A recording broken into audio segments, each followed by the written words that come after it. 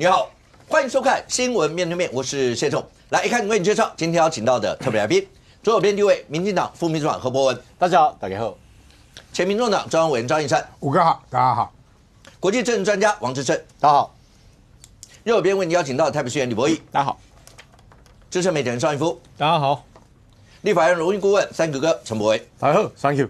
好，那你看到的数字，那大罢免倒数剩下11天，而且呢，从今天晚上的午夜，也就是从明天凌晨开始，所有的包括民调啦，所有这些东西都不能够再发布，所以呢，大家接下来就进入盲战了。OK， 好，你不知道那个数字，当然每一个阵营荣获自己大概会去做一些，但是呢，那到底公布出来，因为不能公布嘛，那对民众来讲，到底什么一些判断？好，你只能从现在第一个目前的氛围到底会是怎么样，包括各自阵营或媒体上所披露出来一些数字，那未来要怎么样做一个参考，或是在各自阵营里面，那发生了一些什么样的事情，不管是说话啦，或者是什么样的事儿。好，一个一个来看。我们现在来看一个，一善是各自阵营，因为大家这个数字天天翻的跟什么一样，从最早然后到前几天蓝营里面又有媒体说什么3+1，但又出现4+2，绿营什么9+3，一个举杀的名单。现在所有人看得眼花缭乱，目前大致上的氛围怎么样？第一个国民党3+1最乐观的叫郭正亮哈，1+1哈，连那个叶元之都是提供啊都会救得起来哈，所以这是郭正亮评估。但是国民党评估变来变去，最近又传出4+2，代表是不是1万块这个买票政策无效？不然为什么突然从3+1变4+2？而这4+2名单其实也有很大的问题啊。它这4+2名单里面包含台北市的王宏威、徐小新，新北市的叶元之、廖先祥，跟牛许婷跟黄建斌，桃园的牛许婷跟台东的黄建斌，3Q 就有意见，你看3Q 多黑啊，晒黑的。台中跑成那样子，竟然台中3席全部救出来哦，现在都救起来了。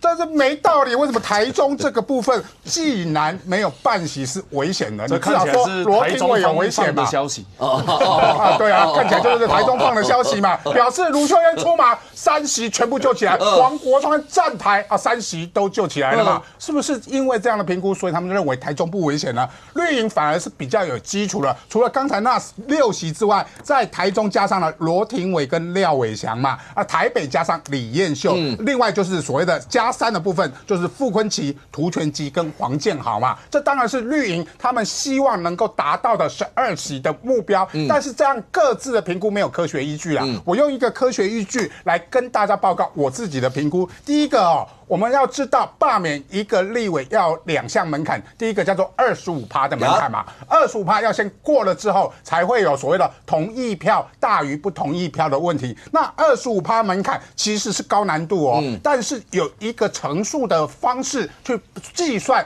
可不可以过这25%？我们就用基隆的这个乘数啦。基隆罢免谢国良的时候，因为那时候柯文哲案嘛，媒体也没什么太大的讨论，它的乘数叫做1.65倍。所谓的乘数就是2阶段的联署书乘以1.65倍，就是他们开出来的票数。所以基隆是没有过25%的门槛，所以应该是从1.65%往上算才是比较合理。这次2阶联署书的乘数的效果，如果乘以1.7倍。就有所谓的8席的蓝委，在超过150%的联署数，就会过所谓的25%嘛。那有12区是超过联署数超过所谓的140%，只要它乘数效果是1.8倍，它就会达到25%的门槛。那乘数效果如果是1.9倍的话，那18区的蓝委，因为他们联署数就会因为2阶联署超过130%，所以他们就会达到25%的门槛。所以很多的罢区现在努力的目标都是一定要过这25%。国民党的动员如果吹不出来的话，你们都有机会被罢免掉。OK， 刚才大家看到，不管是蓝营的4+2，绿营评估的所谓的9+3啊，类似像这些。那个12这个数字，我们在节目里讲过，12这个数字是有意义的。如果3阶过12，那就表示在第4阶补选以前，立法院的席次，绿营是大于蓝营的 ，OK？ 所以在那3个月的阶段里头，是不是会有一些法案可以通过呢？所以那个12是有意义的。当然，如果是6的话，那当然还是一样，蓝加白的话还是会大过绿，那就看第4阶段补选，甚或还要看823第2阶段的那个第2波的投票。可是大家最近在观察一件事，我也就要请教你2个，第一个是。蓝营看起来现在自己的2个最重要，你说几个人气王好了，包括韩国瑜院长，包括卢秀燕市长，包括蒋万市长。那尤其是像卢妈妈跟所谓的蒋市长2个，一个是大家说那是少主，另外一个是未来的共主。这两位当然重灾区现在看起来一个台中，一个台北。所以他们的风格，有人在讨论说，他们的风格最近看起来没有什么温良恭俭让好讨论了。你看卢市长在直接批评到那个救灾的过程啊，说那些用字遣词，蒋万安甚或直接讲说这是对于赖清德的打脸啊，类似像这些，是要用这样的方式，因为时间只剩下11天了，所以是要用这样的方式把你们刚才预算口中里面那个所谓的投票率还没有办法拉到这么高，是要用这样的方式吹出来吗？我觉得是，我觉得是。OK。现在不管是卢市长还是蒋市长，其实讲话相对来讲都比以前更激烈、更强硬了。那这种做法，老蒋最直接的会感受到的就是我们的基本盘能否认同，跟我们的基本盘能不能够催出他们出来投票的热情。所以他们这种讲话的方式跟语言，我相信绝对是针对基本盘，这是第一个首要的目标。而为什么要这样做？跟大家分享一下我最近的一些感受。OK， 对不对？来，国民党之前不是估什么3+1，对，现在又听说变4+2。跟各位报告，我没有听过这个估法 ，OK， 我完全没有听过。你边缘化了？有，我一直都边缘化，我不是现在还边缘化，对不起。对，我的确没有听过这个讲法，但是我可以预测，7月26投票，不管是罢免方还是反罢免方，应该会陷入一个5-5波的激战。为什么呢？因为很简单，前2天我们议会有个活动，所以现场议员是蓝绿议员都有。OK， 我们就要聊天问。包括是问彼此的，对，我们是问对方，就是你们的看法是如何？到底觉得会霸几席怎样？绿营的议员们，他们展现出来的态度是，他们觉得是有信心的，因为他们在拜票的过程当中都得到非常多的选民支持，他们要罢免蓝营的立法委员。但是妙的是，蓝营的议员也很有信心，因为我们去拉票的时候，有很多的民众跟我们说，他们是反对罢免的。OK， 对，表示双方都有信心，双方都觉得都是有信心，但是没有把握，因为南投的开票可能凸显出一个状况，就是2成5的基本盘这个门槛，说不定也不一定是那么好突破的。就算是突破，也许也不会突破到太多。所以可能在像都会区啊、新北、台北、台中、桃园等等的，可能2方都会超过所谓的2成5的这个门槛。但是过了不多的情况之下，每一票都会变得非常重要。而选举到最后剩下11天左右，我现在在座非常多的前辈都选举过。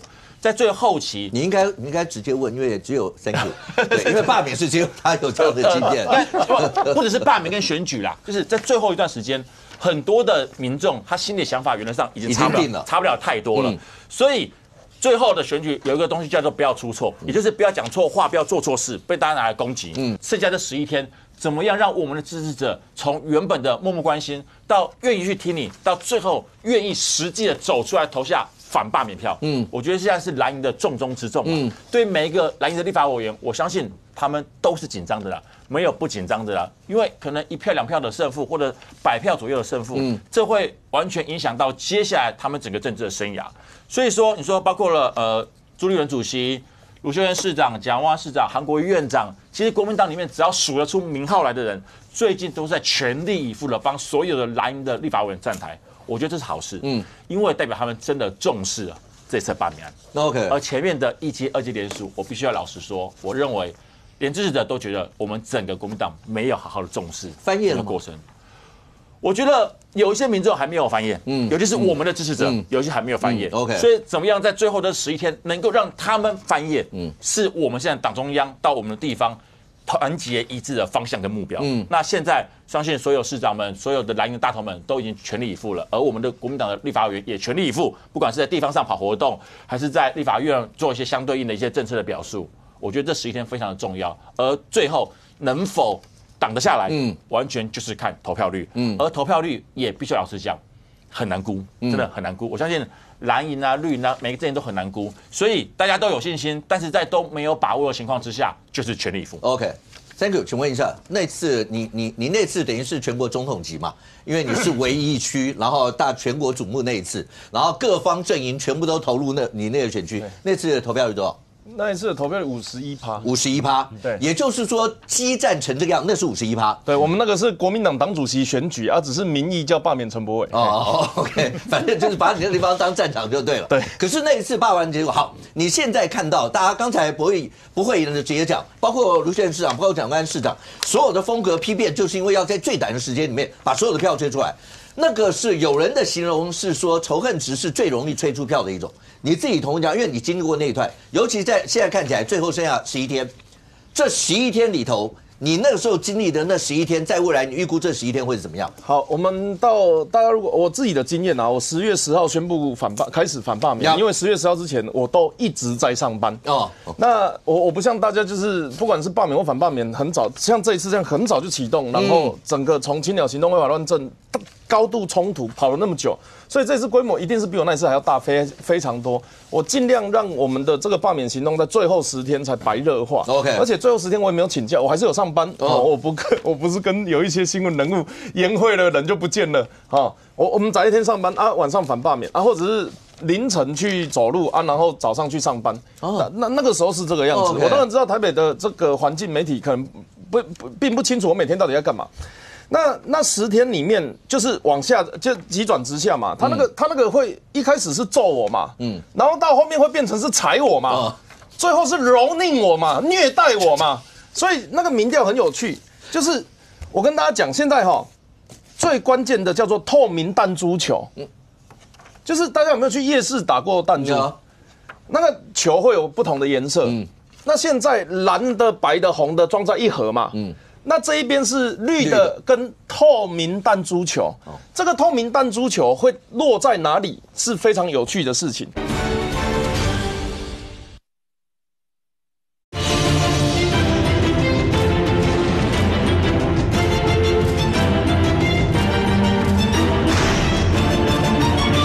这一边是绿的跟透明弹珠球，这个透明弹珠球会落在哪里是非常有趣的事情。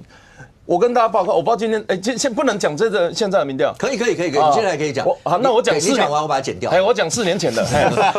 4年前我的选前民调是同意跟不同意是24-19，是没有人知道的，因为这是选前1天的民调。选前你们自己做的，24-19。OK， 那24-19开出来是多少？25-24，差不到1%了。最后1天，也就是说有5%的人，这个叫透明弹珠球，我也不表态，我也不做民调。等一下，本来24-19是你们是弱势嘛？对，所以那个罢免方是24，你们是19，开出来是罢免25，对，然后你们那个是24多，对，OK， 所以那个时候我们就发现一件事情，这个透明弹珠球会藏在某一些族群里面。那这一群人，他们会假装不关心，没有事情，不表态，没意见。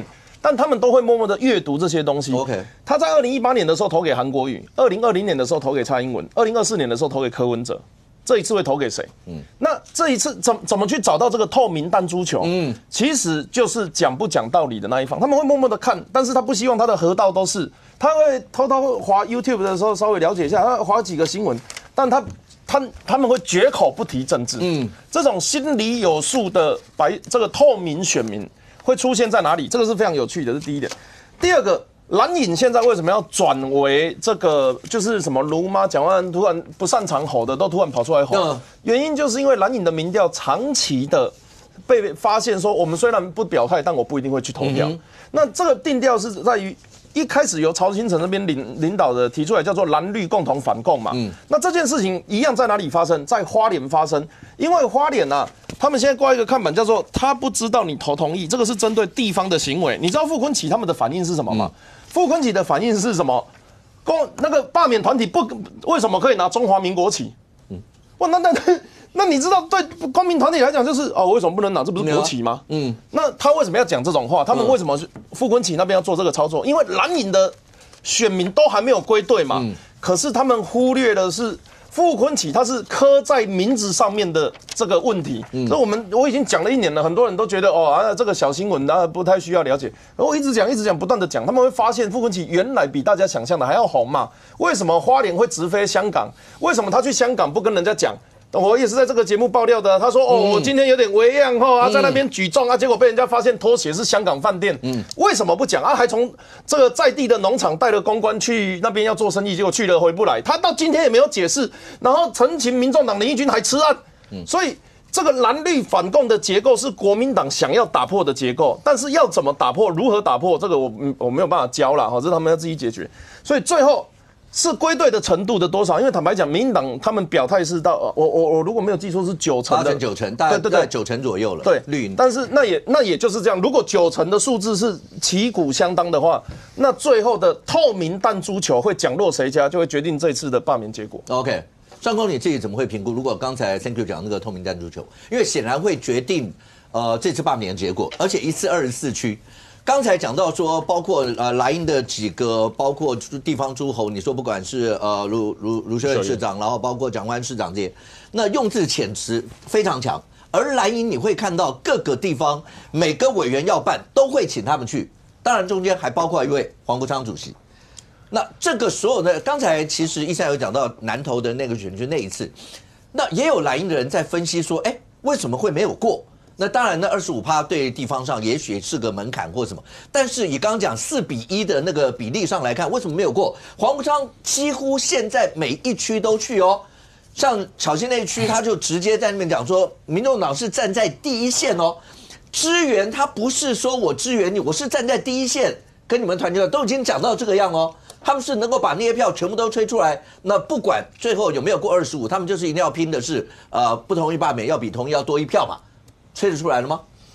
就一件事哦，就是说，黄国昌的，坦白说，黄国昌效应，我认为结束了啊，结束了。对，就是说他能够号召的已经都号召完了啦。我觉得就已经是个结束。你说立法院美男子对啊，那个黄国昌嘛，OK 黄国昌嘛哈，因为你黄国昌四处走的时候，事实上他对白银或是反罢的效应应该是到顶了啦，到顶。你说能吹出来的？对，我相信应该到顶了。所以你看。很多次的民调一直在测的时候，大概有1/7到2/5的不同的选区，民众党的支持者是同意罢免哦，同意罢免哦。你在不同的做，大概就是1/7到2/5中间跑来跑去。那换言之，黄国昌对这一批的影响力是没有，已经影响都结束了。那又是民众党的支持者，那这一批人到底听谁的？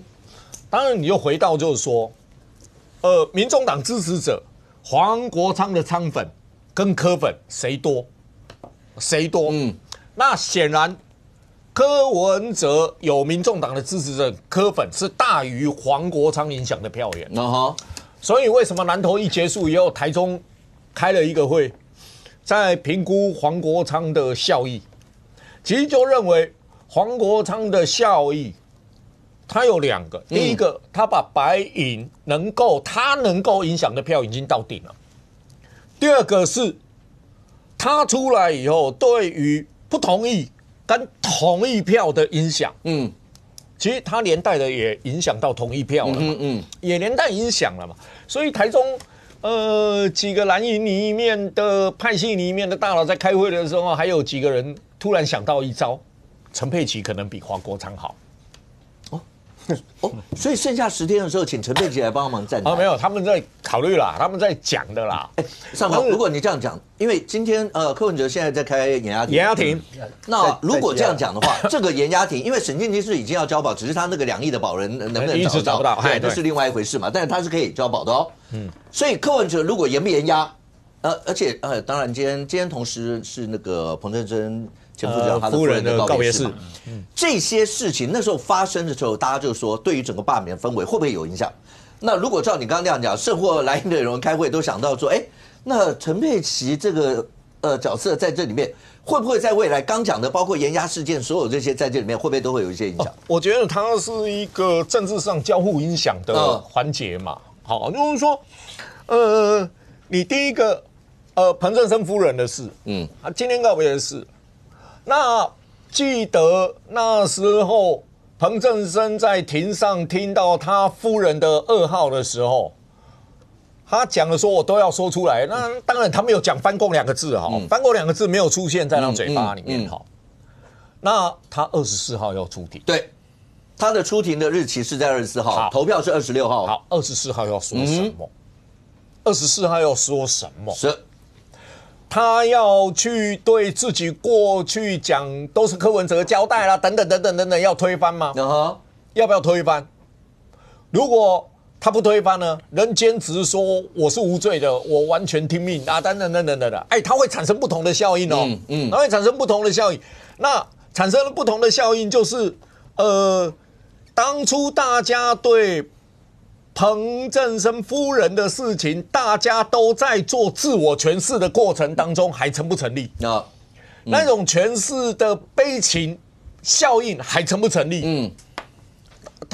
他会被打折扣。张哥，我直接问一下，因为他可能出现的几种，你刚刚讲到他维持原来的，或者是他讲不同的话，或是因为他那天出来的时候有字里行间里面有对于检察官系统里面好像有一些维持的意思，对。还有一种可能性，他如果在开庭的过程当中，如果要是直接大骂检察官或什么，你不知道他会讲什么啦。我就说都有可能性，所以他未来如果采取哪一样在庭上的那个说法，你觉得对于26号投票是会有影响？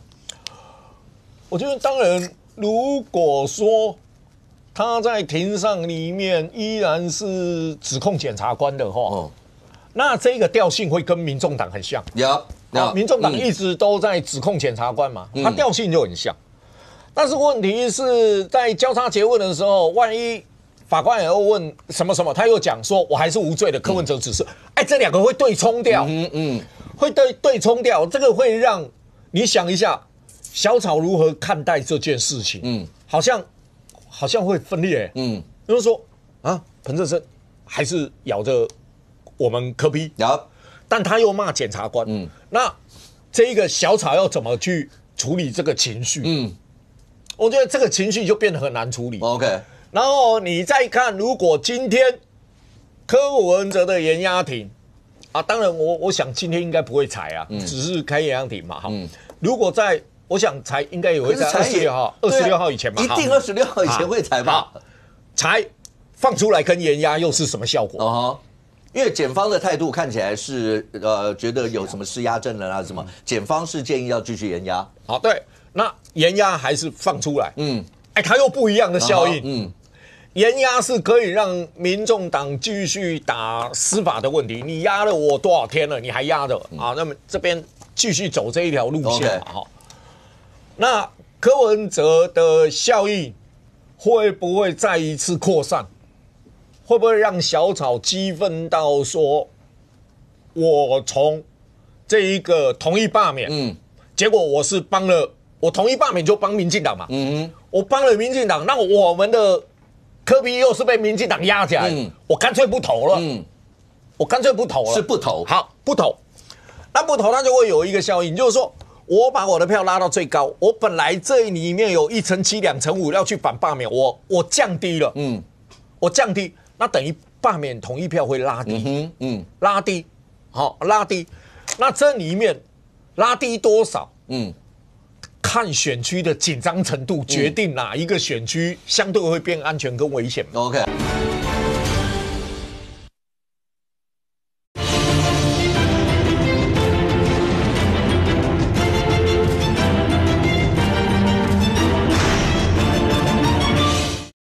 那这里面拉低多少？看选区的紧张程度决定哪一个选区相对会变安全跟危险。OK， 那是一个。那当然你要说到说，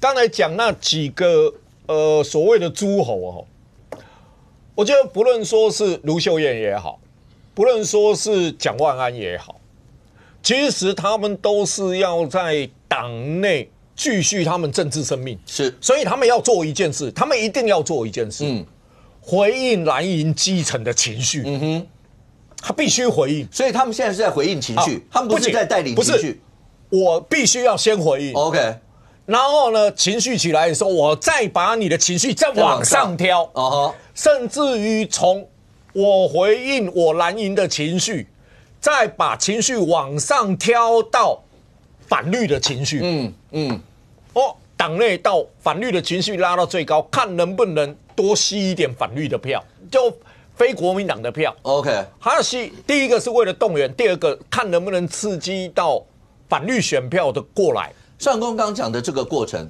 伯恩，你们对于像这样一个过程，伯义刚一开始就讲，现在剩下11天，看哪一个阵营能够真的激励得起自己的支持者，然后少犯错、少说错话、少做事，一定是这样。刚刚讲到那几位国民党的各路诸侯里面，最近尤其是在救灾的过程中，好像是卢秀燕市长批评的最多。他在礼拜六、礼拜天的那个晚会上面，那个批评的用字遣词力道之重。那也引起绿营很多的一些的反弹，所以这些对你们来说，在未来这11天，你们到底该怎么做？而刚才讲到的那个，包括连黄国昌在这里面扮演的一些角色，就是美男子嘛，韩国瑜是第一美男，然后黄国昌说他大概中后段班，总共4位，那他应该是排名第3美男，就是这之间的大家这个合纵连横，对于你们现在来讲的话，深感威胁吗？我觉得这个卢秀燕她不要忘了，她自己本身就是台中市的大家长，台中市长。台中市这一次光市区，我不要讲县区，市区淹水就淹得很严重，所以我觉得他讲那些话，台中市民就没办法接受。这第一个，第二个，我要讲这次的整个的这个罢免哦，是有史以来第一次，所以很难去预测。我认为你拿过去的种种的那些都一区嘛，对，而且最重要的是，你基本上我们都是这个全面性的选举，这种几乎是很全国性的这样的罢免，这是有史以来第一次。所以我举一例来讲，例如说我们在问人家说这个选举你支不支持谢震武？哈，他说我支持谢震武，但是我也不讨厌他，但是我比较喜欢支持谢震武，所以我票投给他。但票投给谢震武，并不表示他就很讨厌另外一个人哦。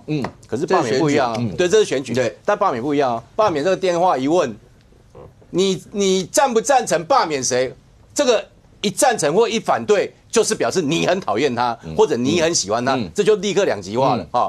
那我认为，所以这个第一个，这个民调会出现很多像刚刚这个 Thank you 讲了一些透明的玻璃球等等。好，我觉得这个比例会高，尤其我觉得在严宽很那一区里面哈，可能会这样子。那第二个，我觉得有料哈。有料，谢谢啊。那我要没事，谢谢你就我说谢谢，没有我的意思说谢谢啊，就是 Thank you 的意思啊，就 Thank you 好不好？求是 Thank you， 你们真的很凹啊，你们2位。那我现在讲哦，我举一个那个我们南投县党部主委陈玉林，他也是议员，以他的罢免案来讲，坦白讲，陈玉林这个过程之中，他身心的煎熬其实是很大的，因为你要知道，那个国民党是铺天盖地，全党打一个议员呐，打一个南投县议员，哈，那他压力大不大？当然很大，哈。可是我觉得这个就是他自己拟定好对策之后，就好好的去照着步骤去走。媒体上说他决定打冷战，就是他不出来讲说那个不同意罢免，因为他怕混淆了。这也是那时候国民党我们在讲说，你要是31-1或比2更麻烦，因为这边要讲不同意罢免，这边要讲同意罢免，会搞到人格。然后我看媒体上报道，陈玉林的意思是说，没关系，就算牺牲掉就认了，那反正他就不讲话，打冷战，用这样的方式。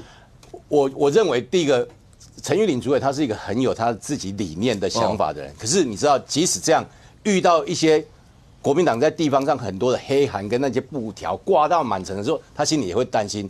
可是他就好好的，我也跟他讲，我几乎每天他很紧张，都会我跟他说，你就是把好你地方上做的事情，你的选民服务好好的，甚至你打电话去跟每个位选民去讲啊，因为他又没有做什么23总预算，他也没做什么违法乱纪，在议会乱搞的事情都没有。结果呢，他后来就因为这样，他就这个过关，而且他的得票数啊，他本来是5028票。他这次的不同意他被罢免的票高达5868票，你不要小看800多票，这对5000多票的一个南投县议员来讲，那个成长快20%，所以表示说他在地方上这样的策略成功，而且他受到肯定。但是我是呼吁公民罢团哦，这些要罢掉这个蓝委的人，你千万不要掉以轻心，我觉得你要很紧张。国民党他们觉得他们自己很乐观，我觉得我们不能，我们每一票都出来，为什么？我举一个例子给大家看。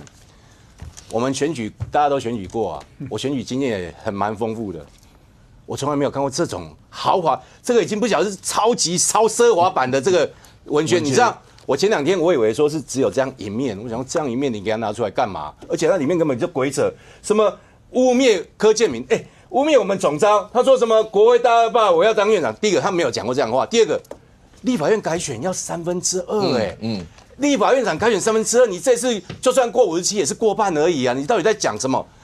结果我后来发现更严重的事情是，这本豪华文宣大家你真的是先把几乎画白白，你有看过这种文宣吗？来，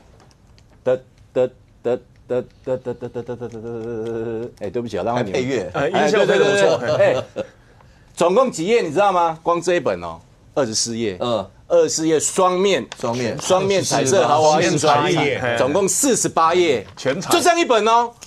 我们一般在选举的时候，哎，有钱发这种全彩的一份2份，你都已经快要谢天谢地，都已经不知道要怎么去募款了。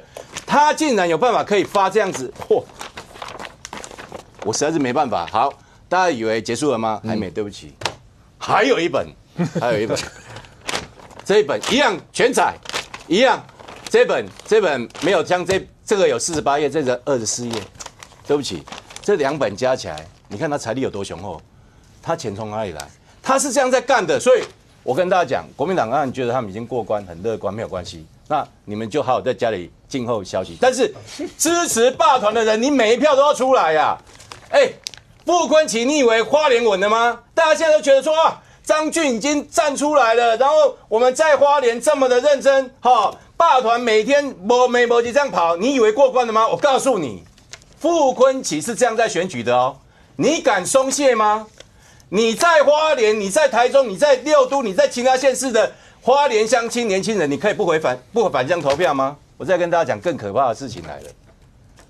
徐榛蔚现在到底是不是他太太？我也搞不清楚。他们到底现在他们婚姻关系状态，他们现在是又重新又恢复了，被判假离婚之后，现在又恢复了嘛，对不对？好，现在这对恩爱夫妻开始又在花莲行走，早上陪傅昆萁去扫市场，傅昆萁一样，我们就觉得怎么市长可以在上班时间陪着傅昆萁？哎，县长怎么可以上班时间陪着傅昆萁拜票？他说你们根本不知道，来，我县长徐榛蔚请假为了什么？请假为了救灾，为了赈灾，为了民众，为了会勘，为了说这个县政更远大的事业，所以怎么样吗？不是，为了她老公，应该是老公没有错，刚刚确认过先对，为了傅昆萁的罢免案，一个堂堂县长为了她老公的罢免案，然后呢请假，你想想看，我的意思我都先不要讲其他县市哈，那我就先讲花莲。光一个花莲，他这样干，哎，你想想看哦，这一位副县长严新章，坦白讲，这个未来，他也只不过是徐榛蔚的一个副县长橡皮图章而已。未来继续动用这个花莲县的这个行政资源，然后呢，他又陪着傅昆萁四处的跑，然后又用这种超级奢华版的文宣在弄，所以我觉得我一点都不敢乐观。我是非常非常的审慎，我是非常非常的呼吁大家。如果你真的觉得1阶、2阶，包括中间还出现那种什么联署出现格式错误，然后大家上山下海这样拼到最后这一刻，如果你有任何松懈，如果你有一票没有吹出来，前功尽弃。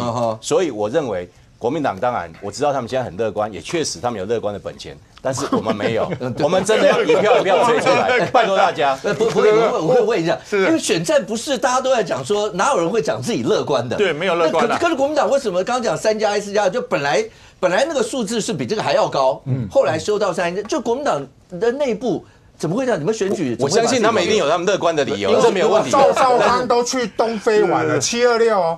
不是，我們國民黨沒有樂觀，因為我們希望是全部都沒有被罷免。所以不管是幾加幾，都算是不好的結果。只是說可能有一些地方上選區的選民結構或者是一些狀況，所以造成某幾區可能會比較危急。但是我還是要講啦，投票率無法預估。現在真的沒有一區的委員是覺得 OK，安全，對，覺得安全，覺得自己一定沒有事情，7月26之後就可以繼續當立委下去了。在我所知道的國民黨立法委員沒有一個這樣想，每一位都是非常認真跟謹慎以對，因為最後結果我相信真的會非常接近。而怎麼樣能夠在這一次的大海嘯能夠順利度過，我覺得現在是全黨上下要一心一起團結才是最好的方法。不過現在看起來的話，就是其實我剛剛講，因為今天11天嘛，接下來從明天開始，不會有包括民調啦，包括不會有這些。那所有的人，第一個你就自己去，可能去爬梳一些以前的一些的，不管是數字啦，那是以前的事。但重點是，整個選戰，因為這次24區是以前從來沒有過的經驗，所以這既然沒有這個經驗，某種程度輿論對於什麼樣的事情，然後他的看法或什麼，一定會影響到一些選民，除了非常堅定的各自的支持者以外，一定會影響到一些人。那这个时候媒体上面有报道过说，老共在这里面会扮演什么角色吗？是没有错，就是说，当然这是这个社群的这个发布了哈，社群他抓到了老共在中国网其实中国的一个算是官网的这样的系统当中哦，看到说有这样子的一个讯息发布，确实蛮特别的哈。他讲说，你看对台网络的这个重点工作的部署，7月26号之前要在台湾的这个重要的社群平台，不这个PPT 啊、Dcard 啦、FB 等等之类的，然后4个议题：电价、风灾、诈骗跟年轻人的这个低薪物价问题等等之类，那看起来说这个东西要让它发酵，那这个发酵当然就是剑指民进党政府了哈。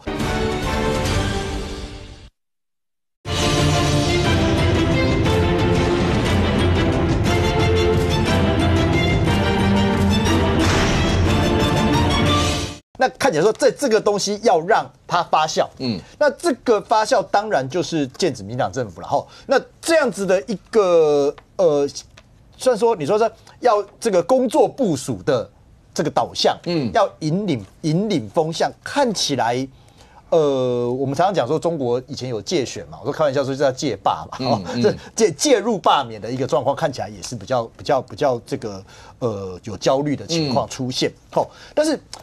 特别是说，即便是这个样子，你看这个风向，这些议题和目前蓝营正在打的议题，我不敢讲里应外合，但是基本趋势一致，打风灾打这个能源电价的问题，然后打这个政府的施政不力，不管在诈骗的问题，或者是像补发1万元等等之类，所以其实那个趋势是一致的哦。那一致的情况之下，如果又有这些东西的加成，确实啦，蓝营我还是讲蓝营的目前看起来，不管3+1、4+2，它的乐观某种程度是来自于就刚才讲这来自于3个东西。第一个就是这些议题，不管是蓝营在打，不管后面老共在推波助澜，看起来是引起一些。这个泛蓝支持者的共鸣，这个共鸣相较于2个礼拜，相较1个月之前，那个是有效果的。第二个，这些推波助澜的效果，再加上近期这一波一波的蓝营的大造势，看起来是有营造出那种团结的氛围，出来吹票的氛围。所以蓝营的那个乐观，我觉得来自于这样子的一个状况了。可是这一些状况，其实当我说不要讲到激情。比较叫激情的一个过程。这个激情的过程在726到底能不能转换成选票？我个人是打一个问号，因为台湾社会除了激情之外，我觉得还是有温情的一面啊。相较于这个不断的在打这种引领风向的这种社群分裂，你看看就是一样是风灾的问题可是你看风灾的问题的时候，另外一批人在看的是。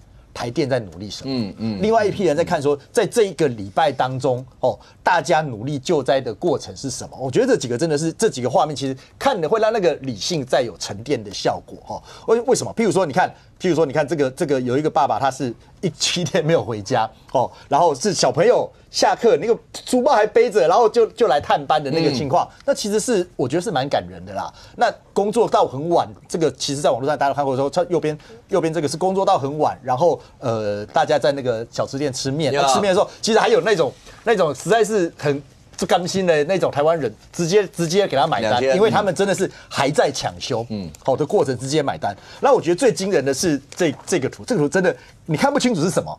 你以为是电线上面卡了一个什么东西？不是，对不起，那个真的是台电的员工站在电线上面在推车，因为他那个线要拉线嘛，所以他在那个推车上面这么小一个推车，那其实台电的员工站在那种高压电线上面推车，然后把那个线去做修复的动作。但在这个抢修的过程，其实都是这7天不眠不休。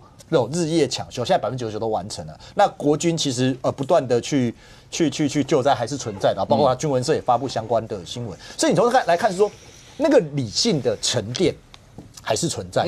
在我看来，蓝营现在做的催票就3个嘛，悲情牌，然后这个仇恨牌跟肇事牌3合1啊。那这个3合1，我觉得最高潮。可能是上次我们也提到，就是可能是蓝白，我也很好奇，在这个礼拜在民进党前面那个造势。哦，你说20号那天，对，他们不是把那个发起的要在民党前面那边吗？对，那个伯文只有一个要求，就不要留走道让他进出。对，不是他们自己带梅子粉去啊，对，不要又发了又说我们为什么没有梅子粉给他们带着。我觉得那个国昌牌哈，在这里其实就是两面刃了。你那天的仇恨值可能拉到最高，可是那个效应可能在那里了。可是当你拉在民进党前面，其实过去不管是怎么样的大型造势，你不会到敌对阵营的门口去做这样的东西。所以这个某种程度到底是正面还是反面？你会不会激起另外一波这个泛绿支持者的反扑？我觉得那个地方会有一个转折可以参考。但是霸团的，我觉得霸团现在的声势相对比较低，一方面就是他不打仇恨，二方面他不打造势，第三他也没有悲情可以打，但是他那种理性回到就是为台湾着想的那个基本盘，我觉得就是为什么蓝营有些分析者会认为说，不管怎么样，那个霸团的支持者的那个90%会出来投票，是因为站在他们的理性当中，他们就已经要决定投票，所以其实最后要看就是说，你现在蓝营用这3张牌。你最后在吹的过程当中，会不会最后反而适得其反？我觉得720那一场可能会有一点分水岭可以。如果讲最近发生一些事情，好了，第一个刚才志胜在拿那个的时候，包括老共的那个中国网的那个，就。国民党在造势或者所有议题的导向，你们现在当然希望一些对你们有利的议题导向，跟老共的那个地方会有任何的呼应吗？这是第一个。第二个，最近发生的比较大，会不会影响到726投票的事情？第一个，我看到蓝营最近在打势，包括风灾的一些的问题。OK。第二个，1万块。对。第三个，台电要不要拨补？这几件事情大概是这一整个礼拜里面被讨论的最多，甚或是不是会对于因为1万块，你说对老百姓会不会有直接的影响啦，或者什么？这大概是被讨论最多的。你们自己评估这些对于这次整个7月26的投票会有什么影响？第一个啦，跟中国大陆跟共产党那边没有什么讯息，好不好？没什么沟通，好不好？如果再没有沟通了，那就倒了，好不好？这个时候就把自己做好就好了。所以你说什么跟对岸呼应？就是呼什么应啊？不要去提他们，现在赶快把我们所有立法委员顾好，党中央都来不及了，还有时间呼应对方，当然没有这个事情。再第二个就是说，对于现在整个罢免的状况，蓝营的想法或包括一些中间选民，至少就我们观察到的方向，我跟大家报告一下。第一个，我老实讲，赖清德总统当时说最后团结10讲，我相信大家都知道，他除了讲他的一些国防啦、一些民生之外，对于罢免是不是有想要增加一点他的这个力量，跟给他点助力，我相信应该是。但很明显的，在讲完这个10讲前4讲完之后，中间的状况真的太多了。不管赖总统是不是有他那个的含义讲在里面，但是在选前很短的时间讲那些话，而自己又没办法解释得非常清楚的时候，这个对于选举方是相当不利的。所以第一个，你说他的那个团结10讲，我觉得对于绿营给罢团的帮助是负的，我个人觉得是负的。在第二个。在救灾的过程当中，赖总统的讲话也是会大家拿出来检视啊。第一个，国军进不进去民宅，我相信这个东西没有问题，好不好？大家都会有，只要有状况的话，国军一定进去的嘛。但是刚好赖总统在现场，就是一些民众在难民问他的时候，他把这段话讲了出来。我相信他是就法律层面来讲没有问题，可是民众听的感觉，我相信不舒服。这个对于整个选举而言，也不是一个我觉得比较好的一个说法。在第二个，救灾不能什么事都靠国军。这话其实讲有没有错？也许来讲，也许并没有错。我们自己要想办法，自己努力。但是在灾民的面前提问的过程当中，你把这话讲出来了，灾民什么感觉？包括中间民众听到这个新闻的感觉是什么？我现在不论对或错，我相信大家都有各自的想法，都有各自的立场。但是就民众感觉，你这时候讲这话适不适合？再来，不止赖总统，还有包括一些民进党的一些委员们啦，普发1万块的现金，我也要说这个东西对或错，民众喜不喜欢？我不敢说，因为这个可能之后726的罢免投票会给大家一个答案。但在现在这种情况之下，第一个，卓荣泰院长说，这个普发1万块现金，你可以拿去买遥控飞机或冰箱，对国家没有注意啊。也许他讲的是对的，就他角度而言，我觉得没有问题。但对民众而言听起来怎么样？我拿到这1万块钱，也许我不一定买的是冰箱，我不一定买的是飞机，也许我买的是吃的，也许我去缴电费，任何可以去花费的过程当中，对他们而言他们是开心的。那对于这个行政院却用他们的角度来讲出这个话，这个话民众听起来会觉得高兴吗？我打上一个非常大的问号。而且如果民进党包括行政院这么讨厌普发现金的话，那我请行政院接下来马上提复议。你看敢不敢提？我就看你敢不敢提。不要讲了很多，都是跟大家讲说普发1万块现金不好啊，这对国家是拖累国家，会让国家变穷啊，这是中共的招式啊，什么讲一堆。如果不敢提复议，我们等着看。如果民进党包括了行政院在针对普发现金1万块不敢提复议的话，那我就只能讲，他前面讲的都打假球嘛，他立场是假的嘛，到最后他还是摸摸鼻子要发，因为他知道大部分的民众是喜欢的嘛。如果民进党真的觉得他们讲的理论逻辑都正确的，行政院马上提复议，然后之后民众自然会给你一个答案，让蓝绿各政党知道他们喜不喜欢发1万块。最后我要补充一下了，现在台湾很多的状况，我就先不讲两岸，也不讲台湾诈骗治安的问题，光关税现在打上非常大的问号，因为台湾到现在好像都还没收到信件嘛，到底是第几波，我们到底会被课多少关税都不知道。也许对一般的民众，关税它不是特别的有感，可对很多台湾的企业，不管是农业、汽车产业，他们是非常紧张的。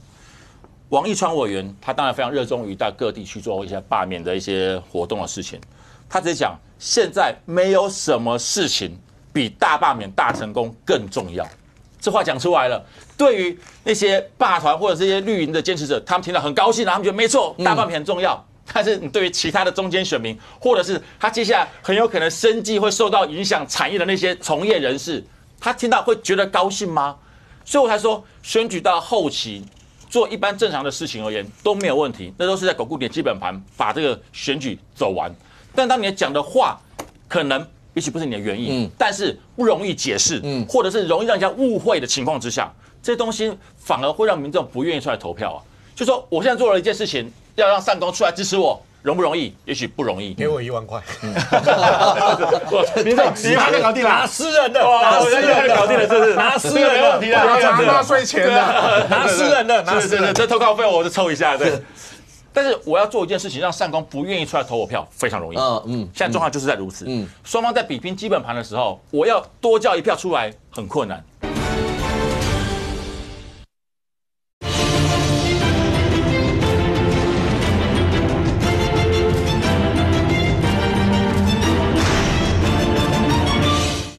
双方在比拼基本盘的时候，我要多叫一票出来很困难。但是我做一件事情，让本来愿意出来投票的人最后放弃出来投票，非常的容易。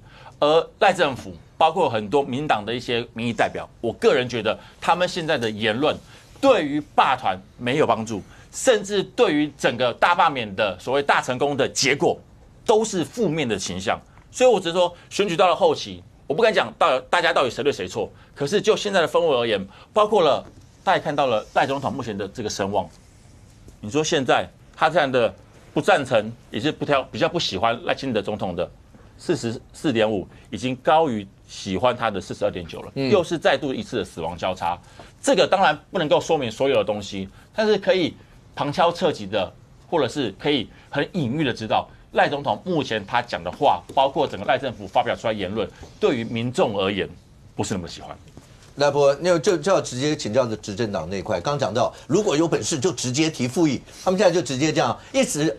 其实有人讲啊，不管提与不提，蓝营都稳赚不赔。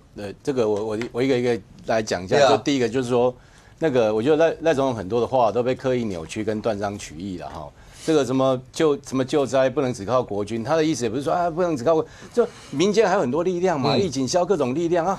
国民党就经常就截他一段话或怎么样，像今天有讲个说什么郭国文的这个手机就可以，你的手机，那根本不是这样，你去还原那个现场，他根本不是这样讲，但是他就截取一段，这个就是中国的那种认知作战，就是抖音给你剪一个，然后剪接拼拼凑凑，然后造成这种误解，我觉得这种此风不可长。第二个，我讲这个要发2300亿，国民党如果说自己的党产要发2300亿给全民，我没有意见的就是他们只要合法合规定不要又搞这种不买票不会选没买票不要算这种这种就好了但是2300亿是人民的钱2300亿是我们自己的钱，你根本就是买空卖空的诈骗集团。你现在要拿人民的钱，然后出来发给人民，而且这2300亿财源哪里来？我告诉大家，2300亿就是要再留子孙或延子孙，这是非常不可取的事情。而且我讲个最简单的，立法院不得为预算之增加，这个很明显在增加，逼着立法院增加预算，然后逼行政院接受，这个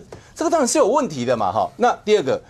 我们提出的方案很简单，我们提出的方案是补贴台电1000亿。为什么补贴台电1000亿？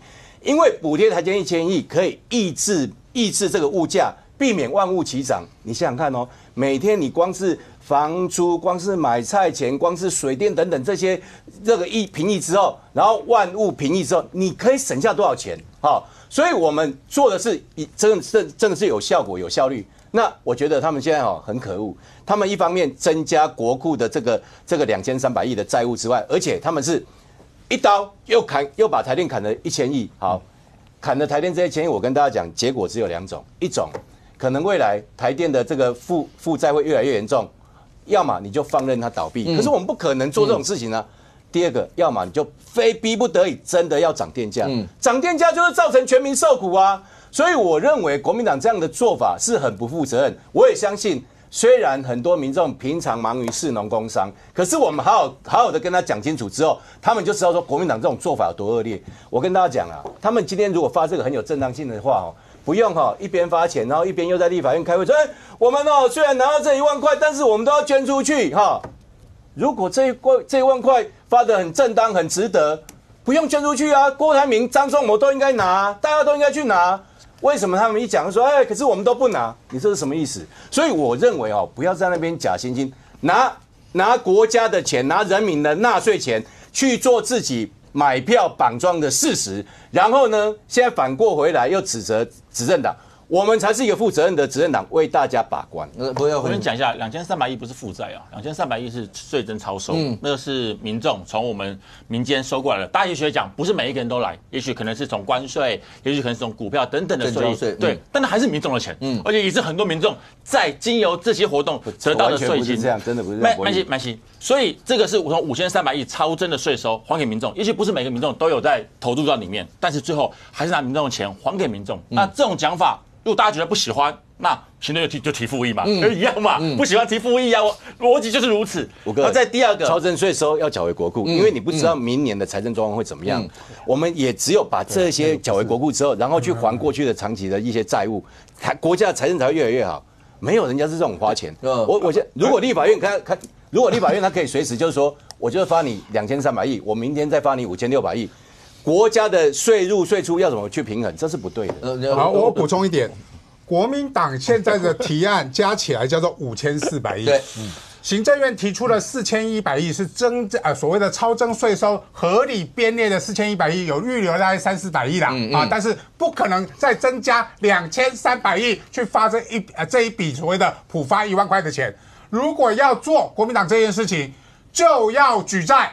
国民党不要再骗人了，你们不只是在骗票，而且对于所谓的国家财政的问题，还用举债的方式，要现在用举债的钱，用未来子孙的钱去抢救你们的选情。补充一下，不用举债，因为我们砍掉台电1000亿就这么简单。我们不同意那1000亿，所以没有什么举债的问题。当然，你砍掉1000亿之后，还少了1000亿，你都没有讲。你之前8800亿的前瞻计划，请问一下怎么来的？不举债来的嘛？不过这个都没有关系，所以举债要来发钱，普发1万块救国民党的选情。所以我觉得我没有意见。如果行政院不喜欢，你就复议嘛。我老实讲，现在这个法案还没有送出立法院，所以你不用谈。不会，一定会送，我会保证一定会送，我就保证一定送，好不好？那就接下来看行政院会不会复议，就等着看。我都没有意见，反正最后的结果，民众会告诉你他喜欢或不喜欢。再我要讲一下，国民党立法委员说要捐出1万块来。对。我说这是心意，那不是说到底钱多或钱少，或者是假惺惺。我觉得没有这个必要性。如果民进党立法委员或者民众党立法委员，任何一个委员或任何一个人愿意捐钱出来做善事，我觉得都是要给予鼓励的怎么变成说我国民党立法委员，我拿到不管多少钱，我愿意捐1万块出来，就像被指责我是别有居心？我觉得这种做法没有必要，因为至少国民党立法委员是确实拿出钱来去救助任何一个需要钱的人。那我也希望有更多的人能够共襄盛举，拿钱出来去救助。不用普发现金就可以做善事啊！不用普发现金，每个人平常都可以做善事。当然没错。不管你要捐1万、5万、10万，平常没错，不需要等普发现金，然后才立法院党团说：“我们拿到国家普发现金，我们再捐出来。”请问一下，这个就是表示你很心虚。不是那这样子做不好吗？我想只问一下，现在国民党的立法委员，每个人拿出1万块钱做善事，这件事是好还是不好？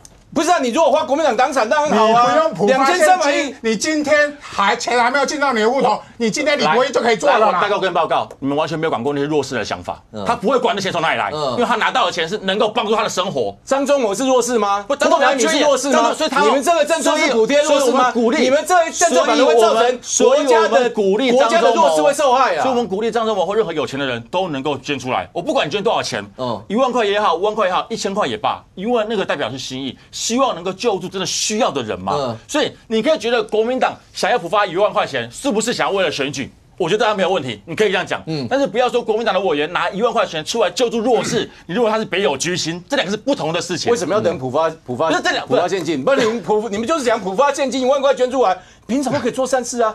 拿人民扛人民是凯拉出来。对，我呼吁大家平常就要做善事，好不好？我也呼吁。来 ，Thank you。如果有人鼻青脸肿，嘴角流着血，然后眼角泛着泪水，衣服破破烂烂的跟我讲说我要给你1万块，你相信吗？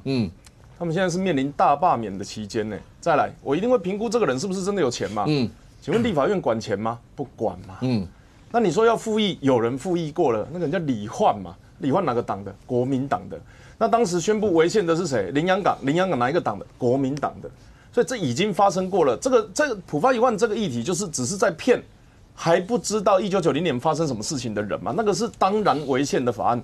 过去有没有发过？有发过，是行政院提案，立法院修法。所以立法院没有钱包，立法院管钱。立法院出一张嘴说你不可以花，你不可以花，你不可以花。但立法院本身没有钱，这个是事实吧？这是客观事实。所以他这一套话术，刚刚你看，博弈是讲的眉飞色舞。然后博文是不是讲的很委屈很难过，在那边好像讲不出来，那个每一个打点太多，不知道怎么回，假议题嘛？立法院有钱吗？这个东西还，然后请问国民党的立法委还说啊，我会捐出来啊，你有钱吗？你拿到了吗？发得出来吗？这些东西，我想我们活化石，都过去都经历过，所以普发1万这个问题，对我来讲就是可以影响到的人不多的。会应该说听到这个议题会影响到投票意向的，我认为很有限，很有限。上空，你很简短回答一个问题，刚才讲的1万块这件事情，以政治论政治，我们先不管刚才讲的法令啊，所有那些，国民党现在主打一个就是老百姓有需要什么什么这些，那以政治上来讲，会不会真的有一些的选民他就是会受影响？会，哪一些你知道吗？你越是偏乡的越容易影响，越容易影响。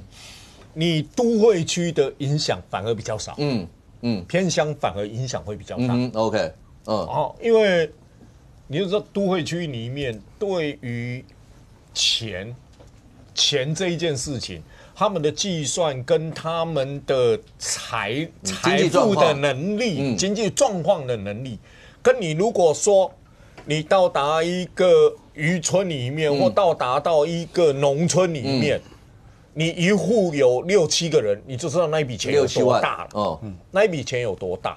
它的影响性看，但是你说既定会投跟不会投的，大概都很确定，那就不用考虑了，那就不用考虑了。OK， 那当然不排除有一部分人是，钱照拿，票照投。OK， 来 ，Thank you。刚才讲。除了这些大氛围以外，个别选区的一个是副根局，刚才博文拿出来那个24页啦，还是什么什么那些，然后另外一个是今天在媒体上面，因为48页，48页，对不起。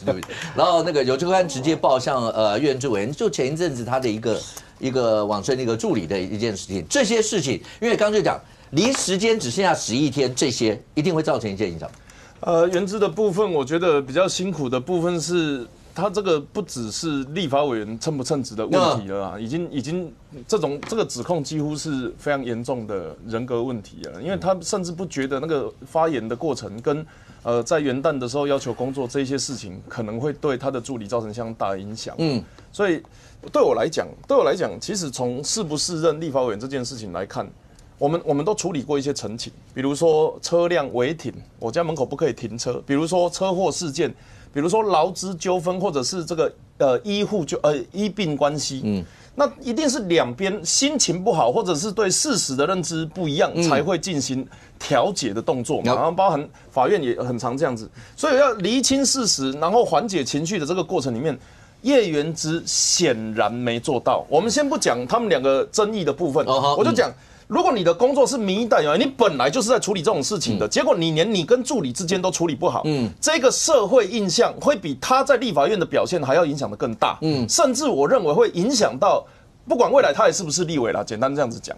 所以我觉得叶元之如果他在大罢免期间，因为自己的压力跟情绪跟可能民调上面比较不理想的状况，他展现出这种强硬的回击，其实都是拿未来在投资这一件事情。因为他在媒体上面，因为毕竟他不在场，他在媒体上也有说他不是那个蒋德冠老板，然后中间真的有什么误解。灵堂他也去过2次或什么。可是你刚才的重点不是在事实本身，对，而是在一个民代的工作范围里头，对，他连自己的事情都没有处理好了，那我们怎么相信他能够去处理更多的事情？他是这么近的人呢。那如果要讲事实真点的话，就是第一个，他们过去月薪7万，然后结果到今年的时候只领到7000，那个7000怎么来？今年降薪，然后他的发言内容这些有对话记录截图的。那你如果问我坦白讲，不论有没有违法的疑虑，都已经是羞辱的程度了啦。那你就是在考验他的抗压性嘛。可是问题是，人家不是刚出社会，不是你丢东西给他，然后你爱做不做啊，然后人家东西做出来你爱用不用。他是30年资历的专业政治媒体工作者嘛？那你只能说他的东西你觉得不够有梗，不够新鲜，你不能说他的东西不好。那你这样子是在否定他的专业啊？那他会觉得我这30年到底在忙什么？那这不是羞辱，什么才是羞辱？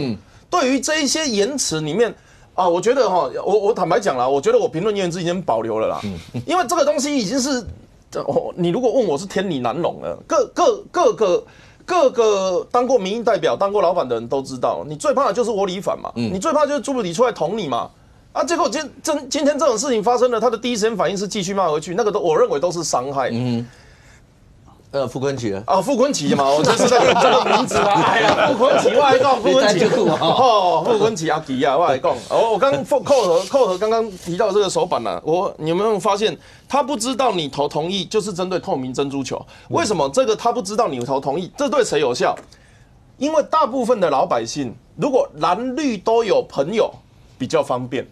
比较方便，可能是工作比较方便讲事情拜托事情比较方便，所以他们这些人，他通常会两边都好。那他通常在罢免情况，他也不太会去表态，除非像韩国瑜那一招，支持我的都不要去投票，这样你出门我们就知道了嘛。可是现在你已经拉到5%，而且到处在拜托众人投票了，一定有一定程度人他会出去投票，但是你不知道他心里想什么。那傅昆萁有一个很有趣的事情是，最近大家开始讨论到他的操盘手，这个人叫陈茂嘉啦，我简单评论一下，他是曾经用国民党中评委的身份，我也在这个地方讲过，他是这个林炳文的大掌柜林炳文走了之后，林炳文逃亡之后，他等于实质上公司。他就有相关的脉络了嘛，那我也曾经指控他偷拍梁文杰的那一个影片，因为那个影片徐小新没有讲是谁给的，但我知道，我有朋友告诉我，那个影片就是陈茂嘉拍的。那具体讲完之后，我本来以为是一个新闻评论，结果被告了。我被告什么时候知道？上礼拜知道的，因为不起诉书已经来了，就是我的评论是有所本，而且你没有去开过庭吗？没有，连开庭都没有。不起诉，就表他因为我不起诉，我已经收到了，那表示什么？那表示我的论述它都是有，事实上它也是这个他的这个林炳文相关公司里面，它是有印名片，它是有那个身份的。那事实上也有找过我去当执行长，但是我后来没有答应。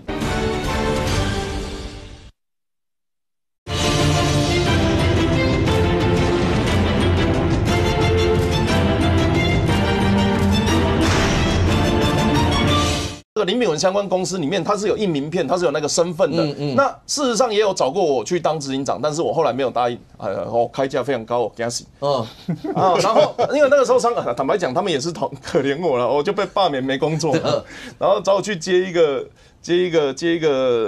演艺圈的天王的工作。那个时候他本来在那边当代言人，他不做了，问我要不要做。好，那都不是重点。那个陈茂嘉我永远记得他跟我讲的时候，他就说我不是懒的啦，什么都误会，新闻乱写啦，我都中立啦，我只是来工作，结果弄一弄，老板不见了。你知道这个陈茂嘉跟黄国昌的状况一模一样老大不见，老二当家那我问你林炳文，我们知道的是什么？他的外号是不是写100亿赌王？钱呢？钱在哪？好，那不管无论如何，陈茂家不知道发生什么事情。现在，我不是懒的哦，我不管政治哦，现在跑去傅昆萁那边又开始在帮忙加油呐喊了。他前一阵子除了提出一个不知道什么指控之外啊，今天又做了一条新闻，叫做什么霸团不该拿中华民国国旗嘛。那我就很好奇啊，你知道陈茂家其实一直都是埋伏在就是老百姓、商业、媒体之间，然后再帮谁？帮傅昆萁的人。过去啊，他曾经跳出来跟林信儿指控，他们就直接去呛谁？坦白讲，就是呛金溥聪跟徐巧芯。他呛什么？是国民党需要傅昆萁，这一句是不是名言？这就是陈茂家跟林信儿记者会提出来的，是国民党需要傅昆萁啊，不是傅昆萁需要国民党啊。然后另外一方面，在这个把傅昆萁找回来之后啊，他们也是持续的在跟他还去骂什么？骂侯友宜，说蓝白合这件事情不能由侯友宜单方面决定。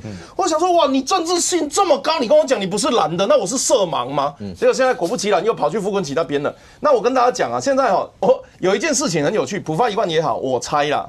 是傅昆萁的主意啊，然后在地面上的战略，那个什么24页、48页那个也是符合傅昆萁的战略啦。现在的问题是傅昆萁的反罢免战略是否适用于其他地方？你普发1万，刚刚上空讲的很含蓄啊，可能比较偏乡的地方会有帮助啊。我跟你讲，比较都市的地方会赌那个好不好？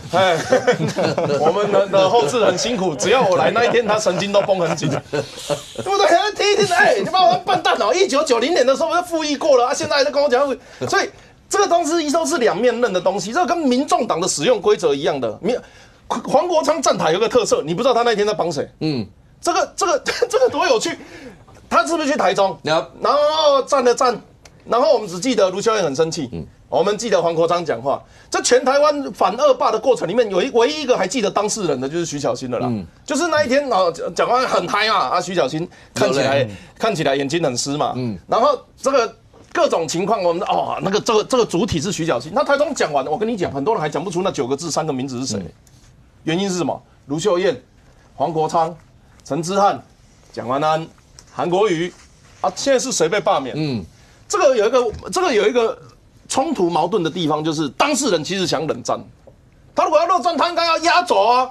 罗廷伟压轴出来，谢谢市长的支持，明仔开戏，426站出来，那个困谁要出来啊？726没有，他本来是426挑出来，他那个在北检前面喊就是罗廷伟嘛。上一次他那个困谁要出来啊？台中国民党的朋友让他支持，大家出来没有呢？那3个人像做错事的小孩，站在一群人旁边，不知道发生什么事情。拜托大家，一下子要哭，一下子低头，黄国昌一下子求饶。那个赵少康被罗廷伟邀请，决定飞到东非去，就是我们印象罗廷伟就只有这个嘛，战斗的罗廷伟不见了啊。我们印象的廖伟翔直播气爆，你看我们现在在现场，这星光商业炸掉，我们来要小心哦，小心落实哦，干嘛不见了啊？这些人不见了，所以当事人不见了这件事情，你到底是希望热战还是冷战？黄国昌最大的问题就是本来要叫你去当母鸡的，去到现场发现你是公鸡啦。那个机关又大花，尾巴又长，孔雀开屏，大家都忘记现场到底现在是在罢免谁了。所以有一说就是要讲陈佩琪跟那个嘛，那问题又来了。你找陈佩琪跟柯妈妈嘛，那个场是会开心还是会痛苦？是会欢乐还是会难过？我认为都会偏负面情绪啦。你要投票的时候呢，负面情绪是配合冷战的。正面情绪是配合热战的，所以他们已经搞到我觉得我说这个叫阴阳失调，所以我很早就跟大家讲过，这不是冷热的问题，是酸甜苦辣的问题。他们现在是搞到那个，你要酸辣汤就酸辣汤啊，你要绿豆汤就绿豆汤，你把绿豆汤加到酸辣汤里面去，那一碗就什么都不是了。现在的国民党就是呈现一个，我卢秀燕传同志秀救灾，我台中也帮你救灾啊。然后罗廷伟在后面想说，不知道几点才会结束啊？是好了没？然后一方面找一个妈妈市长在那边，另外一个找一个我爱你妈妈，我爱你妈妈爱10年的网红啊，然后爱你妈妈，结果来电50配对成功，今天遇到妈妈市长，那个都是冲突矛盾。黄国昌讲说这3个人没有贪污，没有违法，他讲的时候看向右前方，为什么？因为左后方有一个严宽恒。因为他有贪污，他有违法，你就是硬把所有的东西都放在一起嘛，不是吗？那你放在一起，你希望你的群众有什么样的反应？我跟你讲，基本盘那个都一定没有问题啊。可是现在那些透明弹珠球，他真的都有在看，很多人坦白讲啦，这一桌这样6个人，有党籍的应该也就2个而已吧。我们4个人都是透明弹珠球的一环，我们不一定接得到民调电话。然后上一夫这好像从年初的时候就已经变成绿衣服了，我都觉得这个都不对了啦。我跟你讲，这一次就是我们这一些人出来跟你讲说，喵的，谁跟你蓝的绿的？我是高级公民，好不好？蓝绿是为我服务的，什么把我贴蓝的贴绿的。所以这些罗明才那些所有的语言都会共办，什么垃圾、什么边缘人、什么卢浮寿罗、什么蛙哥的，全部都会共办。透明弹珠球，手上有选票的你，我们的选票是山是海是刀是剑是矛是盾是潜舰国造是防空飞弹。7月26号出来投票。上公有没有想到坐在旁边，然后直接会中箭？网友讲的啦，我自己是没有讲过，我自己是没有讲过嘛。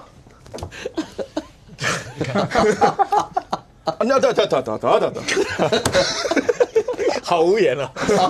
好 ，OK， 不是，其实大家就是各自把各自的一些想法，重点是想法能够分享给大家，大概是这样。不过我有一个被问，是叶元之这件事情，因为这个出来以后，刚才其实3Q大家有讲到他的这样，对，你们呢？我先说吧，这个不管有没有罢免成功或罢免失败，我觉得这事情要好好的处理，我觉得非常重要。我们出来当民意代表了，其实同仁跟家人差不多，因为我们跑不了的行程，他们要帮我们跑，而且很多的时候，很多的晚上，很多的早上，都是他们陪伴在我们身边。所以这个事情，我觉得这个时候新闻爆出来，对叶元之的这个选情是不利的，我个人觉得绝对是不利。对，尤其是有人离世，而且他的遗孀非常的难过。那我还是希望在接下来这个11天的时间里面，叶元之能够不管如何，一定要去把这个遗孀，包括他们的家属的情绪，至少能够见上一个面。不管最后结果有没有被罢免，我觉得是一回事情。人情世故有的时候也许比选举还重要，尤其是曾经的伙伴。这事情谁对谁错，老讲我这边不敢说，因为我不是当事人。但是安抚好、照顾好自己的同仁以及他们的家人，我觉得身为民意代表都要竭尽全力。OK， 来，双公，我不是要问你刚刚那个问题，我是要问说，这次傅崑萁这一仗，媒体上讲到，包括去市场。他已经除了送车，然后市场，今天新闻上面还有他跟就是徐中卫县长2个人一起再到市场去扫街，去拜票。然后刚才讲的那个文宣，可是民进党也把这一席看得非常重要。像林右昌秘书长好像已经去过7次嘛，N 次。然后显然也是就是要拿下这一区。然后媒体上面如果照这样看的话。对傅崑萁总召来讲的话，这一席你自己看他的最后决胜点会在哪里？因为讲说林右昌他们是不是有去拜访，一直讲魏家嘛，就花莲市市长魏家的那一席，问了林右昌，他就说佛曰不可说。那最后的关键在哪？我觉得一件事哦，就是说，当然，反复的势力能不能真正的团结哈？这是一个问题。第二个，返乡投票，我一直强调，花莲扣除原住民40岁以下的选民26.6%，占1/4强。这一群人到底有多少人愿意站出来投票？那花莲市，我们知道其实公教人员蛮多的，还有退休的，这些有没有要站出来反傅崑萁？就因为花莲7万多票，花莲绝对是个关键啊！花莲，那当然你说，傅崑萁在那边真的也对于民进党或罢团来说，那个挑战性是极高，挑战性极高。第一个，他们只有3个议员，花莲市3个代表跟议员，花莲市2个嘛，票源用重叠，基安1个议员，2个乡长，好，他的公职人员我全部算完了，这么快就算完了，算完了，1市2镇10乡，公职人员算完了，其他各乡没有议员，没有乡代表，没有镇代表，全部都没有，中部南部完全没有，全部都没有，算完了，就8个，全部算完了，而且票源还重复嘛？你看张美惠跟田吉珍，田吉珍本来就是他的子女嘛，有一些还重复，所以为什么说花莲这一战对民进党对罢团来说都是挑战，因为它不像其他区块，不像其他区块，像桃园你们还有23、4个议员呢，还有23、4个议员呢，所以第一个公职人员少，第二个他的幅员太狭长，他幅员狭长，然后真正集中的你算真正上万的票啊，上万的票，花莲7万多，吉安5万多，玉里13000多，新城、寿川，好5个，就只有5个是超过1万的，5个超过1万，加起来选举人口占87点多，将近88%。3个原住民乡村加起来选举人数14000票，不1400票，1400票，1400票，所以你说它的轮廓的地区上面，所以它会出现一个问题，就是说，对罢团或是对一些没有在当地透过选举啊，其实那边的组织不好搞，那边的组织，所以我一直说花莲是一个非常大的挑战。OK。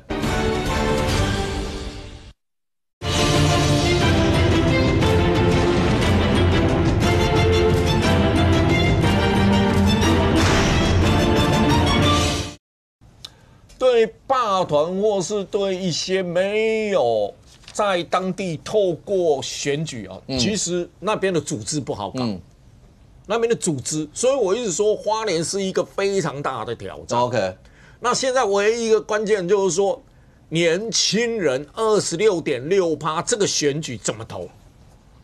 其实有很多人，我有很多朋友，包括这个电视台也很多花莲人，那最后的结果是什么？其实你只要看返乡投票率，因为这一次的选举不是只有花莲，你到各地去看，第一件事情先看什么？年轻人出来多少？年轻人会变成一个指标。那我常讲一份民调啊，徐正威2024年的民调里面。30岁到20岁，20到29掉了25.5%，然后30岁到39岁掉了22%，同一份民调，国民党一个掉14%，一个掉10%，那同样年龄层对国民党对傅崐萁家族看法是什么？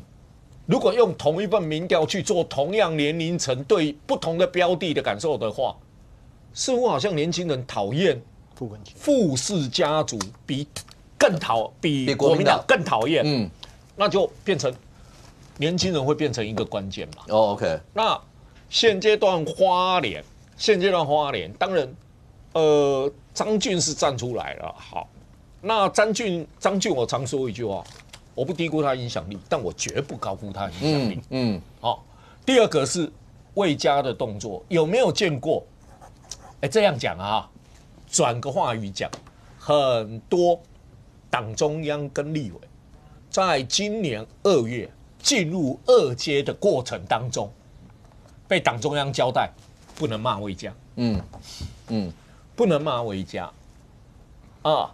从那时候他们就已经知道，应该在谈，不能骂魏家，这时候不能骂魏家，然后一路到现在，透过。有人传达讯息啦，私下碰面啦，还有不是直接对他家族的人，然后不是直接对魏家贤、魏家燕他们周边的人啊等等，其实双方都在谈。好，那这是花莲这一席目前，因为花莲讲到花莲来，一直有2个地区，一个是刚讲到花莲这一块嘛，对不对 ？OK， 那因为你户籍是在花莲。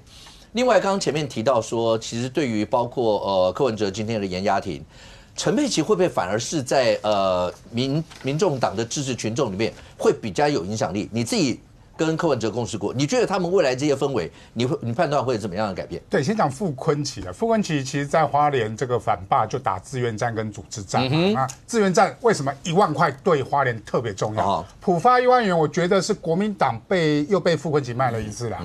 因为我们刚才讲了，都会区不见得有利啦。恭喜在啦，100块底台北市加不能等啊，都因假料啊，所以但是在花莲确实是非常重要的一块，所以它的大街小巷的看板，包含它的扇子上面的政策叫做普发1万元。OK， 那为什么普发1万元要这时候过？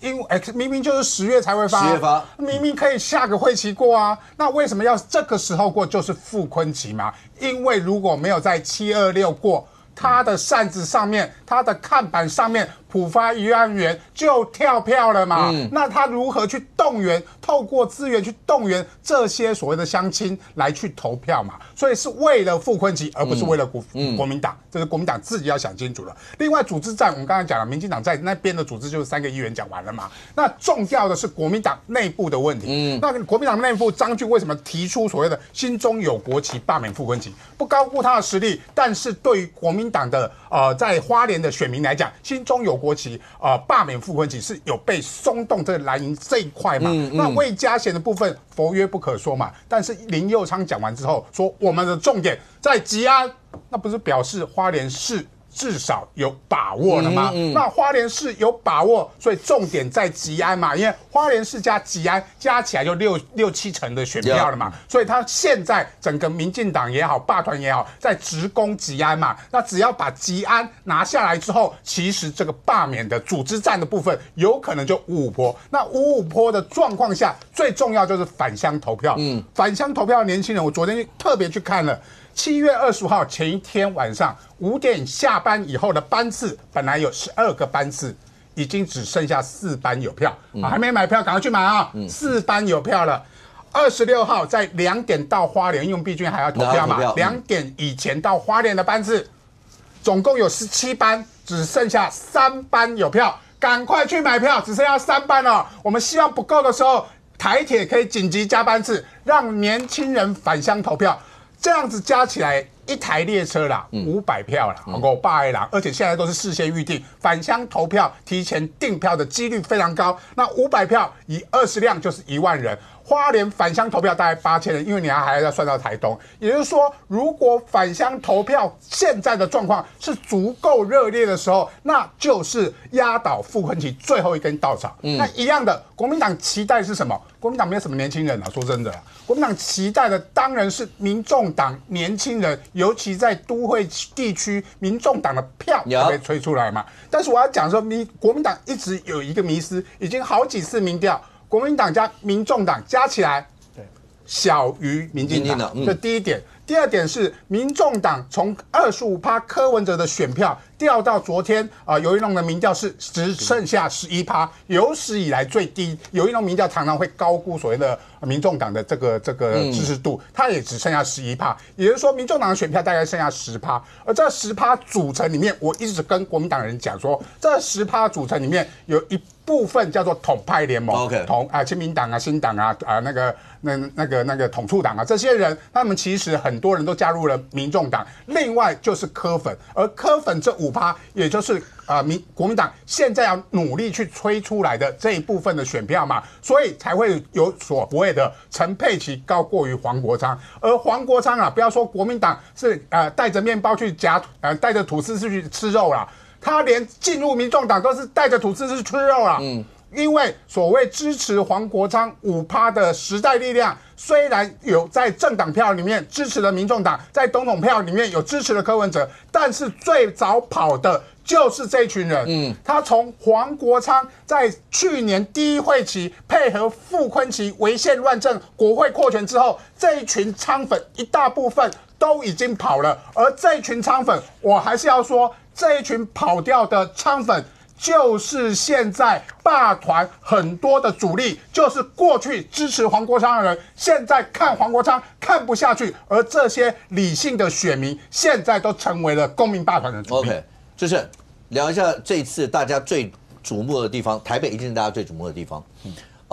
对于现在来讲，你看蒋万最近包括每个场子，包括刚刚讲用字遣词，因为这5席对我相信对博弈他们来讲，对国民党来讲，1席都掉不得，没错。但问题是，大家现在都在评估那个里面，包括连那个小平自己都在讲说，看起来对，好像罗智强某种程度是不是比较安全？其他的我不知道4个生死与共，然后还排了大概谁先谁后。也就是说，台北其实本来大家好讲天龙国啦，讲蓝营的铁票区啊，类似这些，但这次选战里面完全看不出这样的一些的优势啊。是没有错啦，就是说基本上看起来台北市应该是蓝营优势区，但是因为徐小新、王宏威之前的那个罢免的冲击太高，所以他联动外溢到5席，全部都被牵动到。可是这5席的做法当中，你会看到其实是有落差的。就是说基本上你看徐小新、王宏威，他基本上还是主打2个，一个就是我讲的，一就是主打仇恨，主打对抗，然后。徐小新现在有哭倒蒋万安，对啊，这个还打悲情，所以主打2个嘛，用这种路，可这种效果，你说到底对于传统国民党铁票区有没有效果？我是打上问号。为什么？很简单啊，我今天就算没有徐小新，没有王宏威这2块，国民党可能还有很好的这个储备的，不管是议员或者是其他的政治人物，他是可以接得上来的。对蓝营的人士来讲，你过去的泛蓝啊，整个泛蓝或者比较中间的来讲，我没有了徐小新，没有了王宏威，我还是可能有一个优质的蓝营立委，所以这个部分对他们的投票动能，不管你再怎么哭倒，或者不管再怎么尖锐的对抗，恐怕效果有限。可是这个东西是外溢出去的，你外溢到李彦秀，那因为一开始绑在一起了，那。赖士葆确实我是比较压抑啦，我自己住文山区，对啊，我真的常常晚上回去，对哦，我不晓得为什么生死与共，对，但是确实是真的，我不知道怎么评论出来的，我觉得在文山区，我自己的感觉啦，我像有时候晚上8、9点这样回去，你看到那个罢团是还在路上，还在周围，还在那边拜托车，所以我觉得文山有一个氛围，那个氛围，我听到的说法啦，就是觉得。赖士葆做太久了，他纯粹，我觉得他纯粹就是在这一场当中被外溢到了，被外溢到了这样的情况，所以这4个绑在一起，确实是赖士葆，我是觉得他用客观的讲，我觉得有点扫到台风尾了，但是确实那个效应是会还是一样嘛，蓝营的铁票区我没有赖士葆。赖士葆真的我换一个来试试看，好像也没有不好啊。李博毅不错了对，李博毅也不错啊，对，也不错啊。那大家会有那种氛围的心态，所以他不会出来投票，所以那个压力大啊。罗智强是比较特别啦，我听朋友讲过了，罗智强因为他我昨天做那个看那个网络声量。他的好感度在这些5个蓝营里面，他的网络声量好感度是最高的。我觉得你会发现罗智强自从看起来比较稳之后。他不打悲情，他不打强的对抗，基本上你看不到小强了，他可能在卖书吧，我不知道。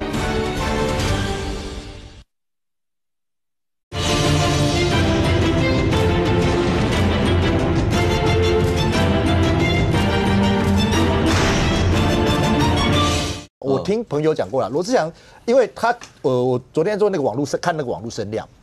他的好感度在这些5个蓝营里面，他的网络声量好感度是最高的。我觉得你会发现罗智强自从看起来比较稳之后，他不打悲情，他不打强的对抗，基本上你看不到小强了，他可能在卖书吧，我不知道。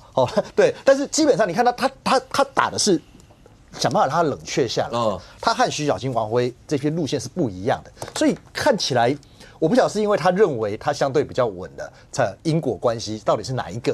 但是看起来因为大安的结构，那加上罗智强可能他打这种比较冷却的方式，你让这一席连钟小平都认为他这一席可能相对安全。因为你刚刚讲到这个生死与共，博弈都觉得对，你们自己评估台北会怎么评？我们希望是5席全部守下来，但是有几席会相对讲的确是比较危险。不要像我个人认为赖士葆搞不好还比李彦秀危险。那文山的氛围很特殊，对，我应该这样说好了。为什么会生死与共？其实我不懂了，就因为每一区有它不同的状况。OK， 你说像是宏威姐，因为它有中山区，因为中山区本身比较绿，所以它这个会有一些挑战赛，没有错。那你说巧心危险，是因为它本身的这个争议比较大，就是不管是绿营的，包括之前他在党内初选的时候也有一些争议。但是你说基本盘、组织盘，燕秀姐非常强，大家都知道。内湖很强，所以你说只要能够把金盘动员了出来，我个人认为燕秀姐相对而言可能会比较安全一点点啦，我只说安全一点点。那小强哥当然就完全就主打他的空战非常厉害。那他的基层，实际上他很长时间都在路口接讲，他会发现。我觉得我甚至有5点半，早上5点半在大安森林后你跑步，他也在那边跑步，他也在那边跑一边讲嘛。对，他会跟别人讲，或在路口公园的出入口跟别人讲。对，所以每一个委员都有他自己处理他选区的方式。那赖士葆委员，我必须要说。赖士葆委员，文山区是全台北市，我可以说几乎是最蓝的选区。所以你说真的罢团，不管说是很认真想要罢免赖士葆委员，但是在最后投票的时候，我认为赖士葆委员在地方上的一些经营跟这么长久的努力，我相信蓝营的选民还是会出来支持他。可问题是，回到我一开始说的，因为投票率无法估计啊，这是最麻烦的，我们没有办法估计，所以才会讲到刚刚说为什么我们要。可能跟白银有所合作，因为目前来看起来，国民党的投票的愿意出来投票的人，跟国民党的认同度的粘着度不够。就是说，国民党的支持者也许有100个，但是真的愿意出来投票的可能只有50个，这是现在最大的问题。但是民众党状况跟绿营有点像，就是他的粘着度非常高，也就是他100个人可能可以出来至少投出来个70-80个，这就非常重要了。而在最后，如果2成5的基本门槛过完之后，可能胜负不是很大的差距之下。民众党不要说是5%、10%啦，1%、2%都，那都是决胜负的关键啊。所以现在你说跟白银的合作，我觉得当然是无法避免。因为博弈在节目里面有讲过，就是讲说先不管2026、2028，对，眼下这一席能够活下去最重要。所以你们也知道，在未来2026、2028。因为常有人在节目上会提到说，跟白银之间的合作会不会到最后第一个把黄国昌变成反绿的第一共主，甚或会不会侵蚀到蓝营自己这些基本盘？但你的想法是，刚讲多1%多1票都很重要，先活下来再去管2026，所以看不到明天，因为过了再说。政治，我觉得现在政治是变化非常快，可能1-2天整个氛围就完全不一样。那与其想要这么后未来发生什么事情，你先把明天守下来，因为当明天守下来之后，接下来会发生什么事情是完全没办法去估计的。但如果你没有守下来，也不用估计了，因为已经跟你无关了。就现在我只能期待，就是民众党跟国民党的合作是真心诚意的合作，因为接下来还有很多选举要碰到，不管是2026现任首长，甚至2028，如果只是皮笑肉不笑的表面上的合作，那出来结果不好的结果是双方都没有什么好的未来。所以我觉得必须要想清楚了。国民党已经竭尽全力了，那接下来期待民众党能够竭尽全力的让整个在野联盟变得更团结。不，对你们来说，那这一席对你们来说怎么攻？因为看起来蓝营跟白营，尤其在台北的合作，好像还蛮紧密的。我这样讲，我觉得白营现在跟国民党的关系有点像过去这个共产党跟国民党的关系，就是他会寄生在共产党里面，然后再寄生在国民党里面，寄生在国民党里面，然后慢慢的茁壮之后，然后后来就是可能会有一些反噬的动作，但是会不会成功我不知道，但是那个感觉是非常像，因为你看嘛，这个国民党内，你知道过去国民党因为他长期执政，他总是要表现出一种好像那种老牌政党的优雅，可是现在这个老牌政党的优雅，他竟然是去冲杀这个地检署，然后对司法进行这样的一个。我觉得很多人是看不下去。然后第二个就是说，我在看现在的这个罢免，我觉得有很多的，例如说像花莲有办法第2阶联署冲到160、170，这到底是怎么冲？赖士葆那一区怎么会冲那么高？我跟大家讲，这里面有很多是其实过去是投国民党的，那他们为什么要出来投？他们为什么要出来联署？很简单啊，因为他们觉得说我也许不喜欢民进党。可是我更不喜欢现在这个人来代表民进党代表国民党在这个位置。OK， 所以这个部分也会产生一些效应。我举例来讲，大家都觉得赖士葆怎么可能？可是也许真的就很多，例如说，我不是说李博毅去车上，也绝对不是这个意思，绝对不是，绝对不是。没有，我先听你讲，我知道你会怎么反驳，但是我讲，可是我有很多人觉得挺李博毅，像国民党内这些年轻新生代，也是颇有战力的人，他觉得你赖士葆都已经拜托我从国小那时候提着便当去，到现在出社会，我现在都已经出社会，可能都当爸爸了。你现在在当立委，